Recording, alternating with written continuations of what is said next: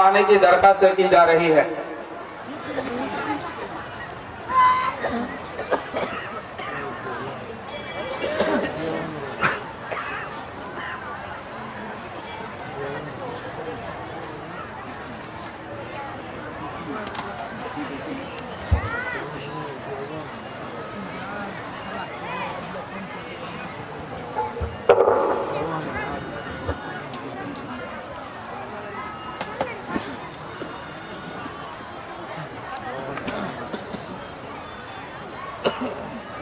آپ حضرت سنجیدگی بنائے رکھیں اور اس خوش منظر کو دیکھتے رہیں انشاءاللہ، اور دل میں ایک ولولہ پیدا کرے کہ اللہ ہمیں بھی اپنی اولادوں کو حافظ قرآن اور قرآن کے حافظہ بنانے کی توفیق نصیب فرمائے۔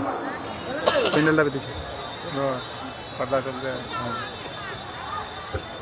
بچوں نے اپنے استادوں کے پاس قرآن کریم کی پوری حفظ کی تکمیل کر لیا۔ یہ بچے آپ 8 بچیاں حافظ ہوئی، حافظ عالمہ ہوئی، 5 عالمہ ہوئی۔ حضرت مولانا الحمدللہ وحدہ والصلاة والسلام علی من لا نبی بعدہ وعلى آله وأصحابه وبارك وسلم تسليما كثيرا كثيرا، أما بعد، أعوذ بالله من الشيطان الرجيم، بسم الله الرحمن الرحيم، إنا نحن نزلنا الذكر وإنا له لحافظون، صدق الله العظيم۔ وقال النبي صلى الله تعالى عليه وسلم خيركم من تعلم القرآن وعلمه، أو كما قال عليه الصلاة والسلام، صدق الله وصدق رسوله النبي الحبيب الكريم، ونحن على ذلك لمن الشاهدين والشاكرين، والحمد لله رب العالمين۔ معزز میرے قابل احترام بزرگ حضرت مولانا جسیر الدین صاحب اور میرے پشت پر بیٹھے ہوئے ممتاز عالم دین، ممتاز عالم صاحب اور دیگر اس مقام کے اندر بہت سے علماء کرام موجود ہیں، اور بزرگوں اور دوستوں اور معزز دینی ماں اور بہنیں، السلام علیکم ورحمۃ اللہ وبرکاتہ۔ اتنا بڑا مجمع ہے اور جواب بالکل ڈھیلا ہے۔ کیا آپ ناراض تو نہیں ہیں مجھ سے؟ سننا تو نہیں چاہتے؟ ایسا تو نہیں ہے۔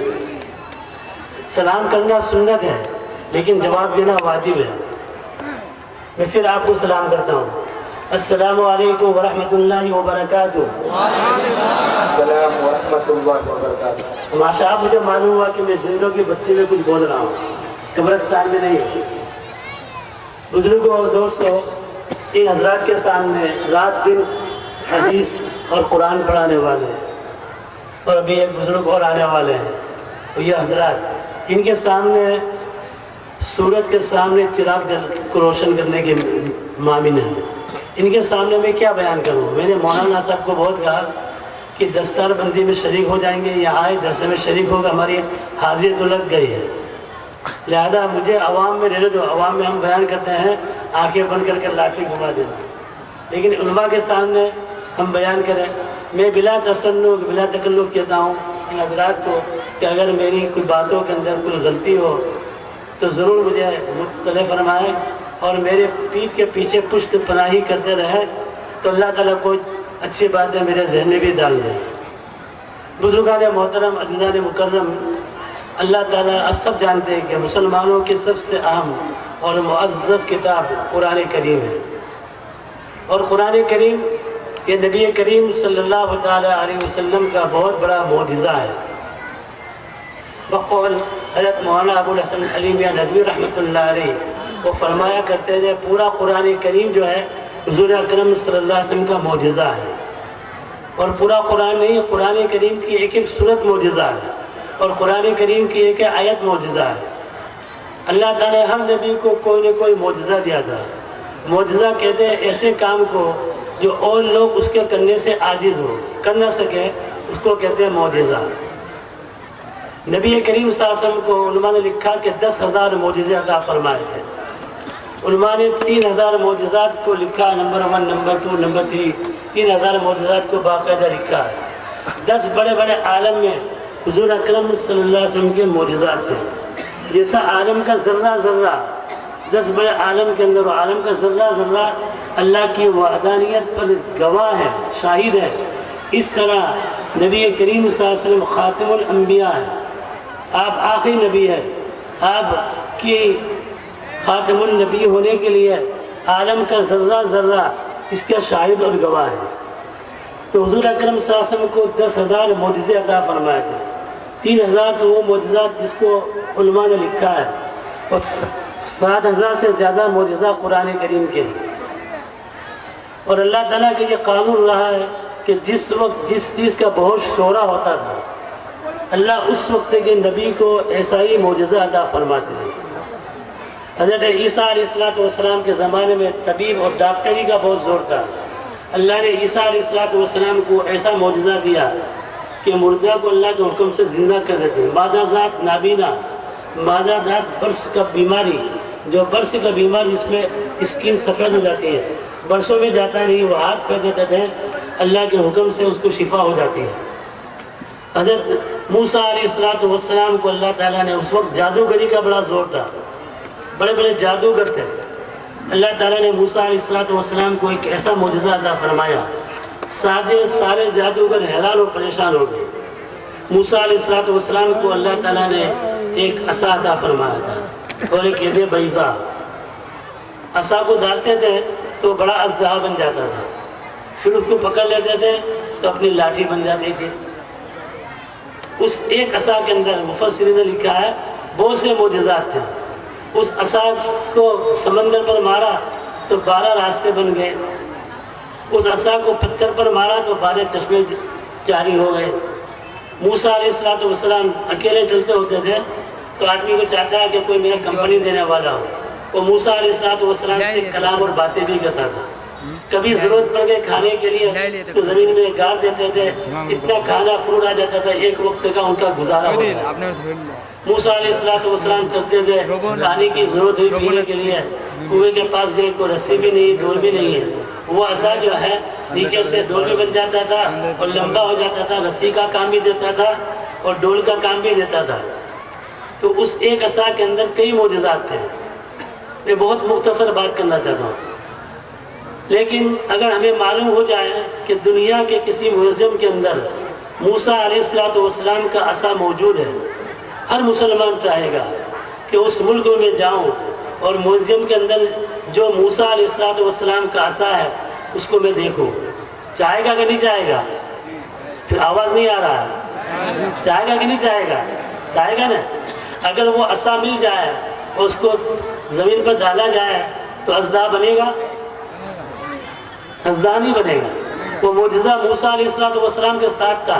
मूसा अलैहिस्सलाम गए तो वो अज़दा भी और लाठी का मोजिज़ा भी ख़त्म हो गया।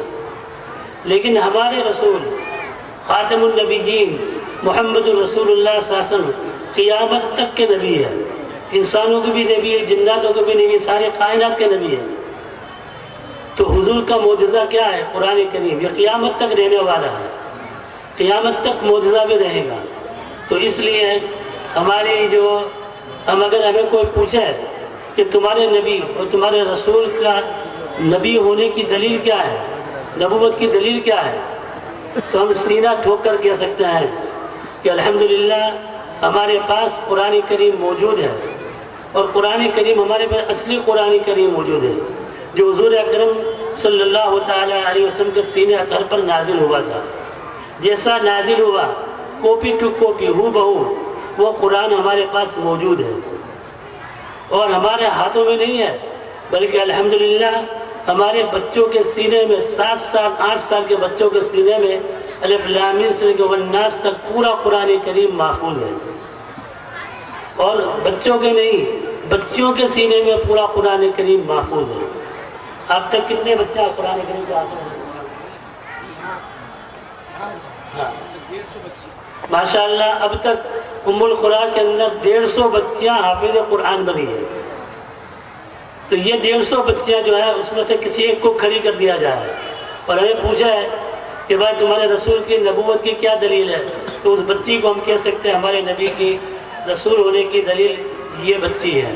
छोटा बच्चा 7 साल का 8 साल का पूरा कुरान करीम हाफिज है, हम उसको सामने खड़ा कर सकते हैं। یہ امت ہے بہت گنہگار ہے، لیکن یہ امت جو ہے اتنا 14ویں صدی ہونے کے بعد بھی الحمدللہ ہر سال ہر مدرسے کے اندر 50 کبھی 100 کبھی 200 بچیاں اور بچے حافظ قرآن بنتے ہیں۔ تو ہم کمزور ضرور ہیں لیکن یہ امت باز نہیں ہے، ابھی بھی اتنے بچے اور بچیاں حافظ قرآن بن رہی ہیں، کیونکہ یہ قرآن کریم کی حفاظت کا ذمہ اللہ نے اپنے لیا ہے۔ اِنَّا نَحْنُ نَزَّلْنَا الذِّكْرَ وَإِنَّا لَهُ لَحَافِظُونَ، اس قرآن کریم کو ہم نے نازل کیا ہے اور اس کی حفاظت بھی ہم کریں گے۔ قرآن کریم تو اس وقت جو ہے جب قرآن کریم کے نزول ہوا تھا تو اس وقت ایک سے بڑھ کر ایک شاعر تھے، ادیب تھے، خطیب تھے۔ جب قرآن کریم کا نزول ہوا تو عرب میں نزول ہوا قرآن کریم کا، تو وہ کہنے لگے یہ قرآن کریم تو نبی کریم صلی اللہ علیہ وسلم نے اپنے ہاتھ سے گھڑ لیا ہے، اپنے ہاتھ سے بنا لیا ہے۔ تو قرآن نے کہا اگر تمہارا یہ دعویٰ ہے کہ قرآن کریم کو نبی کریم صلی اللہ علیہ وسلم نے گھڑ لیا ہے تو اس جیسا قرآن بنا کر لاؤ۔ وہ اس جیسا قرآن بنا کر کیا لاتے ہیں؟ تو قرآن نے کہا اپنا چیلنج کو کم کر دیا، فاتوا بعشر سور مثلہ، اس جیسی 10 سورت بنا کر لاؤ۔ اپنا دماغ لگا دیا، بہت کوشش کی، اس جیسی 10 سورت بنا سکے، 10 سورت بھی بنا نہیں سکے۔ تو اللہ نے کہا کہ اچھا ہم اپنا چیلنج کو اور کم کر دیتے ہیں، وَإِن كُنتُمْ فِي رَيْبٍ مِّمَّا نَزَّلْنَا عَلَىٰ عَبْدِنَا فَأْتُوا بِسُورَةٍ مِّن مِّثْلِهِ وَادْعُوا شُهَدَاءَكُم مِّن دُونِ اللَّهِ إِن كُنتُمْ صَادِقِينَ۔ ہم نے ہمارے بندے حضرت محمد صلی اللہ علیہ وسلم پر قرآن نازل فرمایا، اگر تم اس پر شک کرتے ہو کہ نبی نے اپنے ہاتھ سے بنا لیا ہے تو تم سب مل کر، تم سب زندہ مل کر، سب مردہ مل کر، تمام انسانوں کو، جناتوں کو، سب کو جمع کر لو اور اس جیسے قرآن کریم کی ایک صورت بنا کر لاؤ۔ فَإِن لَّمْ تَفْعَلُوا وَلَن تَفْعَلُوا فَاتَّقُوا النَّارَ الَّتِي وَقُودُهَا النَّاسُ وَالْحِجَارَةُ أُعِدَّتْ لِلْكَافِرِينَ۔ تم ایسا کر نہیں سکتے اور ہرگز کر نہیں سکتے ہو اگر تم سچے ہو۔ تو قرآن کریم جو جب ایسے فصیح اور بلیغ اور ادیب اور خطیب تھے، ایک بیٹھک میں 100 اشعار فی البدی کہہ دینے والے، اپنی طاقت قوت لگائی لیکن اس جیسا قرآن کریم کو بنا نہ سکے، ایک آیت بنا نہ سکے۔ تو قرآن کریم کے اندر 77,700 کلمات ہیں۔ قرآن کریم کی سب سے چھوٹی سورت اِنَّا أَعْطَيْنَاكَ الْكَوْثَرَ، اس میں 10 کلمات ہیں۔ یہ حضرت مولانا اشرف علی تھانوی رحمۃ اللہ نے اپنی کتاب میں لکھا ہے۔ تو 77,000 جو ہے کہ یہ چھوٹی صورت اِنَّا أَعْطَيْنَاكَ الْكَوْثَرَ جب نبی کریم صاحب پر نازل ہوئی تو آپ نے کعبۃ اللہ میں لٹکا دی کہ کوئی مائع کا لال ہے اس جیسی چھوٹی صورت بنا کر لائے۔ لیکن انہوں نے بڑی کوشش کی، بڑی محنت کی، انہیں اندر ان کو کچھ ملا نہیں۔ تو انہوں نے ایک بہت بڑے شاعروں سے پوچھا کہ کوئی غلطی نکالو تاکہ ہم کہہ سکیں۔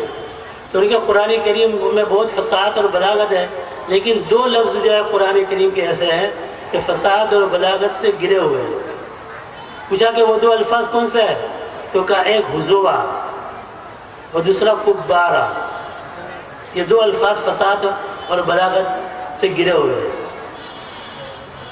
تو حضور اکرم صلی اللہ علیہ وسلم فرمایا کہ تمہارا سب سے بڑا عربی دانا، عربی جاننے والا کون ہے؟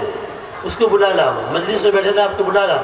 کسی صاحب کو بیٹھا تو بیچارہ بلانے کے لیے گیا، وہ بڑی میں آئے، وہ آئے بڑے کمر جھکی ہوئی۔ جب وہ تشریف لائے تو رسول اللہ صلی اللہ علیہ وسلم کھڑے ہو گئے اور ان کو کہا حضرت یہاں تشریف لائے۔ وہ بیٹھنے لگے تو کہا آپ کے لیے جگہ مناسب نہیں ہے، آپ یہاں تشریف لائے۔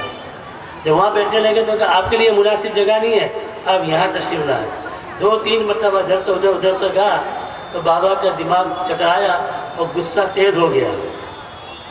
اور بابا نے کہا اتتخذنی حضوا وانا شیخ کبارا، تم میری مذاق کرتے ہو، جانتے نہیں ہو کہ میں کتنا بزرگ آدمی اور بڑی عمر کا آدمی ہوں، اور کبھی ادھر بٹھاتے، کبھی ادھر بٹھاتے، کبھی ادھر بٹھاتے۔ حضور صلی اللہ علیہ وسلم نے مسکرا دیا کہ اللہ نے ان کے سب سے بڑے عربی داں جس کو بڑا فخر تھا اس کی زبان سے ہی اللہ تعالیٰ نے کہلا دیا جو الفاظ، جس پر ان کو تھا کہ یہ الفاظ فساد اور بلاغت سے گرے ہوئے ہیں، ان کا فیصلہ اللہ تعالیٰ نے ان کے بہت بڑے ماہر سے کروا دیا۔ تو قرآن کریم ایک ایسی جامع کتاب ہے، آج 14 سال ہو گئے، جیسا رسول اللہ صلی اللہ علیہ وسلم کے سینہ اطہر پر نازل ہوا تھا، وہی نہیں، ہو بہو، کاپی ٹو کاپی آج ہمارے ہاتھوں میں نہیں، الحمدللہ ہمارے بچوں کے سینے میں موجود ہے۔ یہ قرآن کریم کے اندر بہت سی فساد و بلاغت ہے۔ قرآن کریم کے اندر 4 چیزیں ایسی ہیں جو پورے عالم کے لیے اللہ نے بنائی۔ ایک اللہ تعالیٰ ہے جو رب العالمین ہے، الحمدللہ رب العالمین۔ ایک نبی کریم صلی اللہ علیہ وسلم ہے جو سارے عالم کے لیے ہے، وما ارسلناک الا رحمۃ للعالمین۔ اور قرآن کریم بھی سارے عالم کے لیے ہے، ان هو الا ذکر للعالمین۔ اور کعبۃ اللہ ہے، یہ ہدی للعالمین ہے، سارے عالم کے لیے ہدایت کا ذریعہ ہے۔ 4 چیزیں ایسی ہیں جن کو قرآن کریم کو سیکھنا بھی ثواب، سکھانا بھی ثواب، پڑھنا بھی ثواب، پڑھانا بھی ثواب، اس کے علوم و معارف کو بیان کرنا بھی ثواب۔ لیکن قرآن کریم تو ایک ایسا ہے کہ قرآن کریم کو دیکھنا بھی ثواب۔ اگر دیکھنا ہے تو 4 چیزیں دیکھو، یا تو کعبۃ اللہ کو دیکھو، یا روضہ رسول اللہ کو دیکھو، یا کلام اللہ کو دیکھو، یا محبت کی نگاہ سے اپنے والدین پر نظر ڈالو۔ والدین کو دیکھنا بھی ثواب ہے، ایک حد کا ثواب ملتا ہے۔ 4 چیزیں ایسی ہیں جو پورے عالم کے بقا کا ذریعہ ہے۔ ایک خدا کا کلام، اللہ کا کلام، اللہ کا نام، اللہ کا مکان اور اللہ کا کام۔ اب یہ سب علماء بیٹھے ہیں، ان کے سامنے مجھے دلائل دینے کی ضرورت نہیں۔ جب تک دنیا کے اندر اللہ کا کلام ہے، حدیث میں آتا ہے قیامت سے پہلے اللہ تعالیٰ یہ کلام اللہ کے حروف کو اٹھا لیں گے۔ تو اللہ کا یہ کلام ہو گیا۔ اللہ کا نام، حدیث میں آتا ہے جب تک روئے زمین پر ایک بھی اللہ اللہ اللہ کہنے والا ہوگا، یہ آسمان و زمین ایسے رہے گی۔ جب زمین پر ایک بھی اللہ اللہ کہنے والا نہیں آئے گا تو اللہ زمین کو، کائنات کو تباہ و برباد کر دے گا۔ اور اللہ کا مکان کعبۃ اللہ، جعل اللہ الکعبۃ بیت الحرام قیاما للناس۔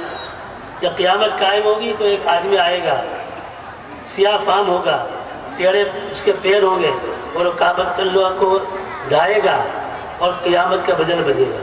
تو جب تک اللہ کا مکان ہے، اور اللہ کا کام کیا ہے؟ جب تک عمل بالمعروف و نہی عن المنکر ہوتا رہے گا۔ اللہ تعالیٰ نے ایک جماعت کو منصورین جماعت بنایا ہے، جو اللہ جو کسی کی مخالف کرنے سے کوئی پرواہ نہیں کرے، لا یخافون لومۃ لائم۔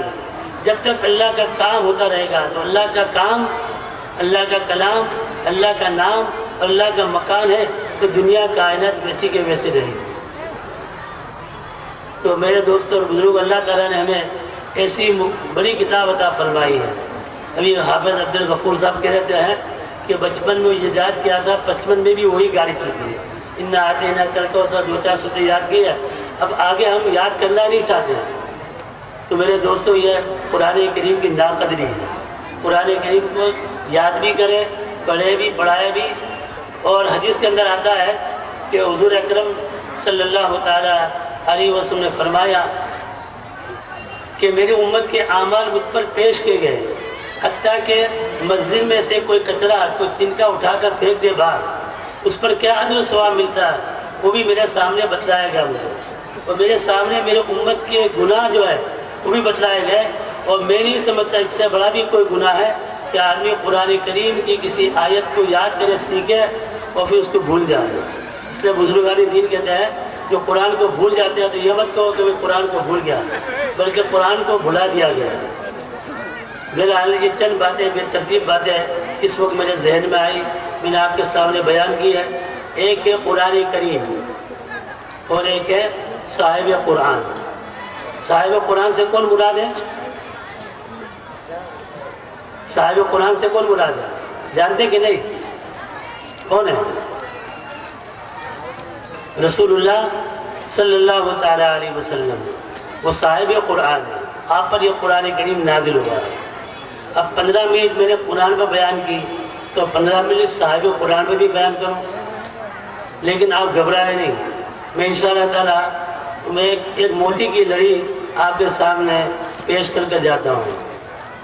قرآن کریم متن ہے، اس کی شرح نبی کی ذات ہے۔ قرآن کریم قال ہے، نبی حال ہے۔ قرآن کریم ارشاد ہے، نبی تعمیر ہے۔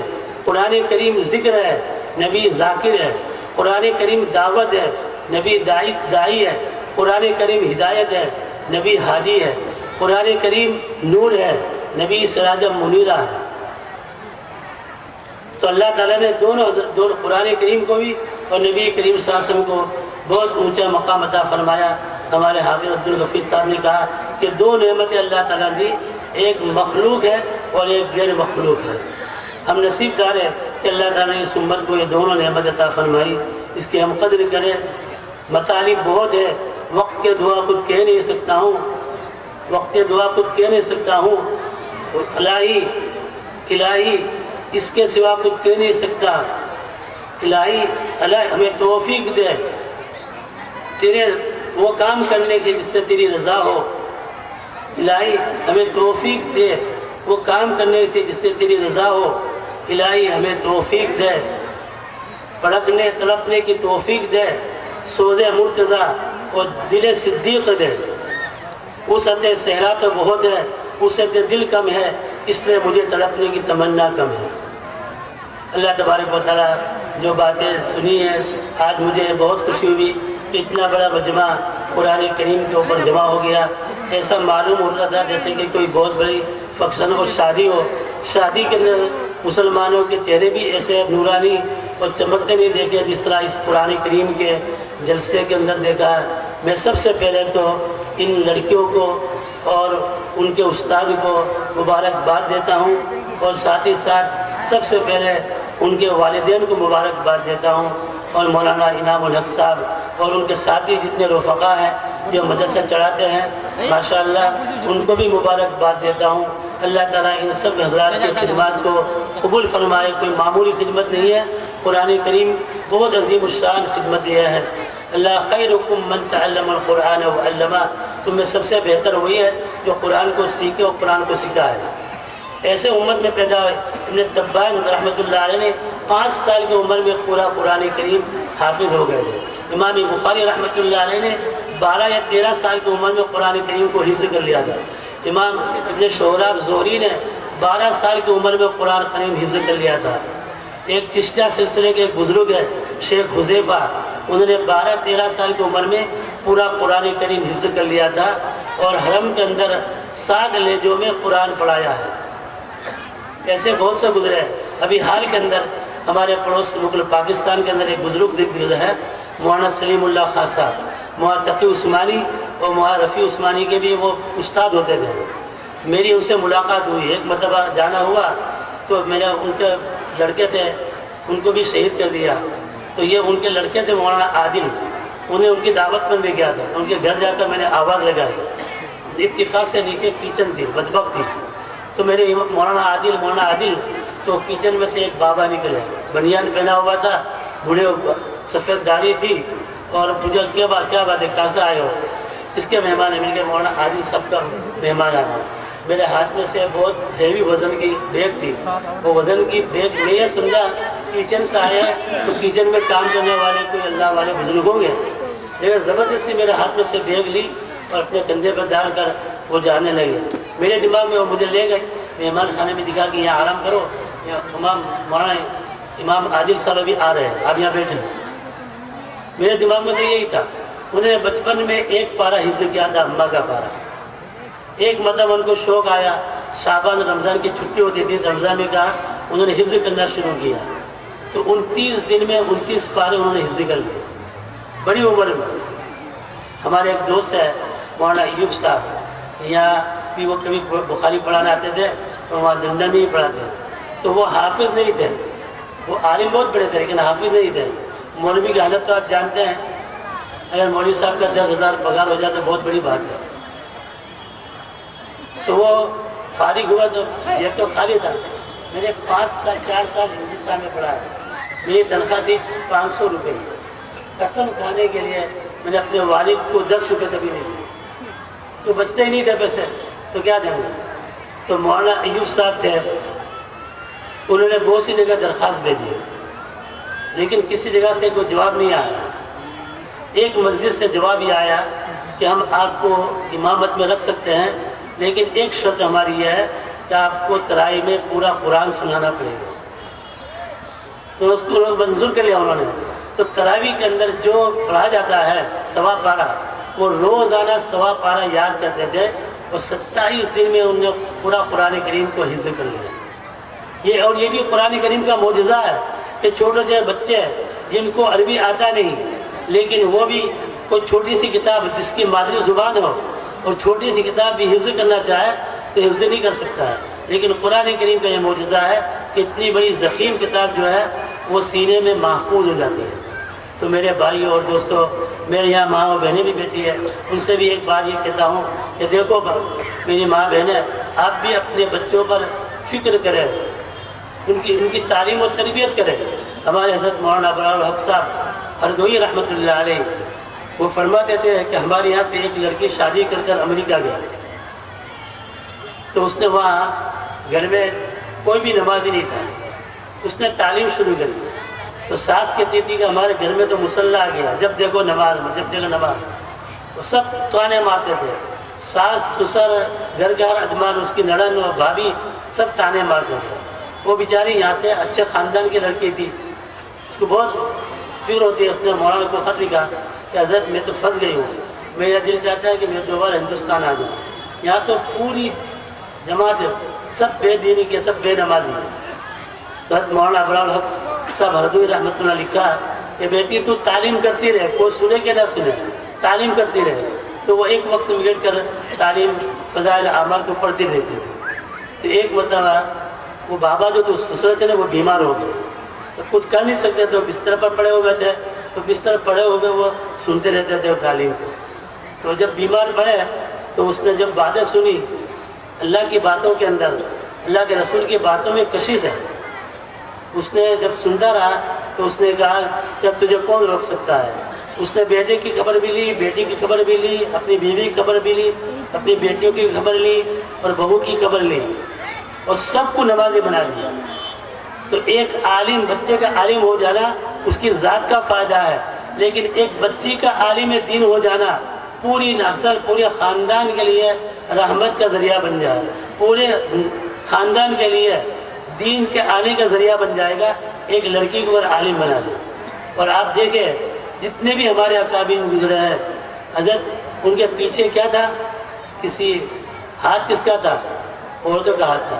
میں کہا کرتا ہوں کہ سب سے بڑے مفسر تھے رئیس القرآن، ترجمان القرآن حضرت عبداللہ ابن عباس رضی اللہ تعالیٰ، اس امت کے سب سے بڑے عالم تھے. وہ شاگرد تھے حضرت عائشہ رضی اللہ تعالیٰ عنہ کے. تو پوری امت کی ایک استاد بن گئی ام المومنین حضرت عائشہ رضی اللہ تعالیٰ عنہ کو 2210 حدیث کی حافظہ تھی. اور اس امت کے لیے جس کی نسل چلی ہے، حضور صلی اللہ علیہ وسلم کی 11 بیویاں تھیں، سب سے زیادہ محبت کرتے تھے حضرت خدیجہ سے اور حضرت عائشہ سے. تو حضور کی امت نسل چلی ہے وہ حضرت خدیجہ رضی اللہ تعالیٰ عنہ سے چلی ہے. تو ایک عورت فخر کر سکتی ہے، اور اسلام کے لیے سب سے پہلے اپنی جان کا نذرانہ پیش کیا وہ ایک عورت تھی حضرت سمیہ رضی اللہ تعالیٰ عنہ. امام بخاری کیسے بنے؟ ان کے پیچھے ہاتھ کس کا تھا؟ ان کی والدہ کا ہاتھ تھا اور ان کی بہن کا ہاتھ تھا. وہ تو نابینا ہو گئے تھے. ماں نے بہت دعائیں مانگی. خواب میں ابراہیم علیہ السلام آئے، ان کے چہرے پر ہاتھ پھیر دیا. صبح اٹھے تو وہ بینا ہو گئے، نابینا ختم ہو گئے. پھر اللہ تعالیٰ نے اتنا بڑا کام امام بخاری رحمۃ اللہ علیہ سے کیا. امام قطب ربانی شیخ یزدانی، ولایت کی نشانی، چہرہ نورانی، شیخ عبد القادر جیلانی رحمۃ اللہ علیہ پیران پیر کیسے بنے؟ ان کے پیچھے بھی ان کی ماں کا ہاتھ تھا. قطب الدین بختیار کاکی رحمۃ اللہ علیہ اتنے بڑے ولی کون بنے؟ ان کی والدہ کا اس کے پیچھے ہاتھ تھا. جب ان کے بچے بولتے ہوئے، پہلے ہمارے یہاں رواج تھا ایسا کہ جب بچہ بولنا سیکھے تو اس کی بسم اللہ کرائی جاتی ہے. ہم بہت سے بزرگوں کے حالات پڑھتے رہے، ان کے بسم اللہ فلاں بزرگ نے کرائے. میں 40 سال سے انگلینڈ میں ہوں، آج تک میرے پاس کوئی بھائی نہیں آیا کہ میرے بچے کی بسم اللہ کرنا. تو وہ بچے کے لوگ ان کے شیخ تھے شیخ عبد الحمید ناگوری رحمۃ اللہ علیہ کے پاس گئے کہ میرے بیٹے کی بسم اللہ کرا دو. تو انہوں نے کہا چل بیٹا پڑھ اعوذ باللہ بسم اللہ، کہ ٹھہرو میرا قرآن سنو۔ انہوں نے الف لام میم سے شروع کر کے 17 پارے سنا دیے، آگے سبق دو۔ میں جب ماں کے پیٹ میں تھا تو میری ماں نے 17 پارے حفظ کیے تھے، وہ سب میں نے ماں کے پیٹ سے سن کر حفظ کر لیے۔ شاہ ولی اللہ محدث دہلوی رحمۃ اللہ علیہ ماں کے پیٹ میں تھے، مادہ ذات ولی تھے۔ انہوں نے کوئی آدمی فقیر آ مانگنے کے لیے کہ اللہ کے نام پر کچھ دو، تو خادمہ سے کہا کہ بھائی آدھی روٹی جو ہے اس فقیر کو دے دو، تو پیٹ میں سے بولا اللہ کے نام پر آدھی روٹی۔ تو میرے دوستو، اگر کل پرسوں میں نے وہاں سن میں بھی کہا تھا، ہر آدمی سوچتا ہے، ایک ڈاکٹر سوچتا ہے کہ میرے بیٹے کو ڈاکٹر بناؤں گا، ایک انجینئر سوچتا ہے کہ میرے بیٹے کو انجینئر بناؤں گا، ایک وکیل ہے تو وہ چاہتا ہے میرے بیٹے کو وکیل بناؤں گا، ایک مولوی ہو جاتا ہے میرے بیٹے کو مولوی بناؤں گا۔ ہر آدمی کی تمنا ہوتی ہے۔ کسی دانا لکھا ہے جو اپنے کو بیٹے کو بنانا چاہتے ہیں وہ خود بن جاؤ۔ اگر ماں باپ بے نمازی ہوگا، ماں بے نمازی ہوگی، ماں ہر وقت فون پر ہوگی، ماں ہر وقت ایسے غلط چیزیں دیکھتی رہے گی، باپ ایسی چیزیں دیکھتا رہے گا، تو کیا امید کرتے ہیں کہ ہمارا بیٹا اور بیٹا وہ بھی دیندار بنے گا، وہ بھی نمازی بنے گا؟ کوئی امید نہیں ہو سکتی۔ تو جیسا اپنی اولاد کو بنانا چاہتا ہے ویسے ہم خود بن